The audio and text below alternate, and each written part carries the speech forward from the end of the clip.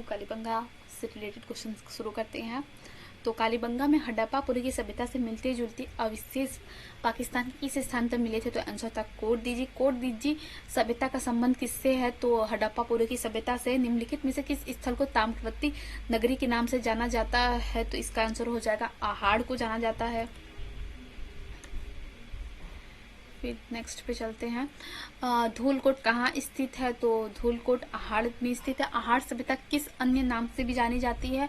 तो आघाटपुर के नाम से जानी जाती है। प्रोफेसर HD संकलिया के निर्देशन में जिस सभ्यता स्थल का उत्खनन हुआ था वह था आहाड़। निम्न में से कौन सी प्राचीन स्थल उत्खनन सम्मिलित नहीं है? तो आहाड़ SP जैन सम्मिलित नहीं, क्योंकि आहाड़ स्थल की खोज अक्षय कीर्ति व्यास ने तथा रत्नचंद अग्रवाल ने 1954 ईस्वी में की थी। आहाड़ का उत्खनन कार्य किसके नेतृत्व में निष्पादित हुआ? तो आंसर हो जाएगा HD संकलिया। आहाड़ सभ्यता की सर्वप्रथम खुदाई किसने की थी?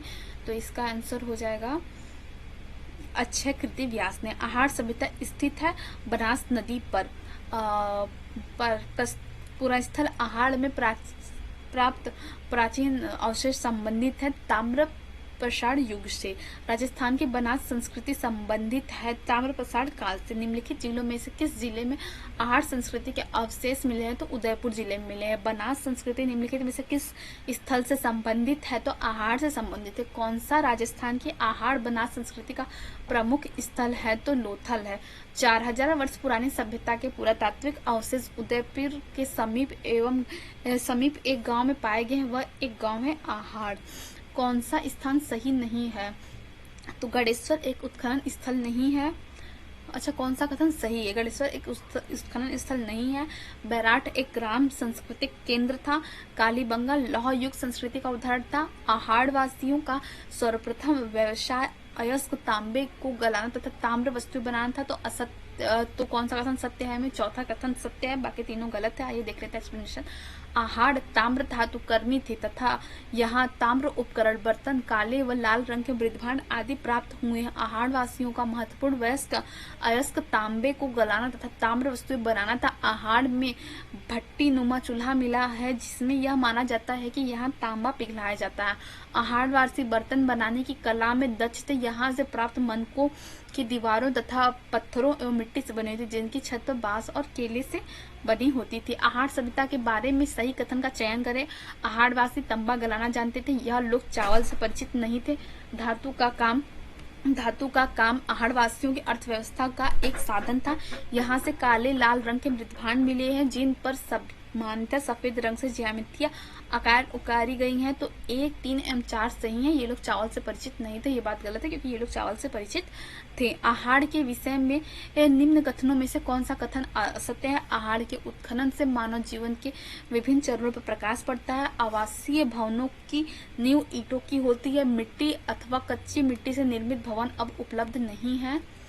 आहाड़वासी दीवारों एवं नींवों को मजबूत एवं सौंदर्य युक्त बनाने हेतु मिट्टी के क्वार्ट के टुकड़े एवं चिप्स के सम्मिश्रण प्रयोग करते हैं। तो इसमें तीसरा कथन जो है वह सत्य है। मिट्टी एवं कच्ची मिट्टी से निर्मित भवन अब उपलब्ध नहीं है, ये बात गलत है। अनाज के बड़े मृदभांड जिन्हें गोर बकोट कहा जाता था किस प्राचीन सभ्यता से समर्पित है? तो आहाड़ से संबंधित है। कौन सी वस्तु आहाड़ सभ्यता के स्थलों में संबंधित नहीं है? तो चित्रित धूसर मृदभांड। राजस्थान के लौह धातु के प्राचीनतम साक्ष्य किस पात्र संस्कृति में पाए जाते हैं? तो आंसर हो जाएगा काले एवं लाल रंग के मृदभांड संस्कृति में। लाल काले मृदभांड वाली संस्कृति का प्रमुख केंद्र आहाड़ सभ्यता है। कौन सी फसल का उत्पादन आहाड़ में नहीं होता है? तो इसका एब्स्ट्रैक्ट है। आहाड़ सभ्यता में गेहूं, ज्वार और चावल का खाद्यान्नों के रूप में प्रयोग होता है। तो मोर देन वन आंसर है इसका। आहाड़ संस्कृति के लोग निम्नलिखित में से किस धातु से परिचित नहीं थे? तो चांदी से नहीं परिचित थे। आहाड़ के उत्खनन में प्राप्त कौन सी सामग्री बाह्य संपर्कों का संकेत देती है? तो लेपिस लाजुली बाह्य संपर्कों का देती है संकेत। दो मुंह का चूल्हा व बर्तन प्रकार के बर्तनों के साथ सील बट्टा व पैन निम्नलिखित में से किस स्थान की खुदाई से मिले हैं? तो आहाड़ से मिले हैं। गढ़ेश्वर सभ्यता के विशिष्ट चिन्ह उपस्थित हैं सीकर में। राजस्थान की किस सभ्यता को ताम्र संचयी के नाम से जाना जाता है? तो गणेशवक माना जाता है। Thanks for watching, do like, subscribe, comment on your opinion. Bye bye, Har Har Mahadev.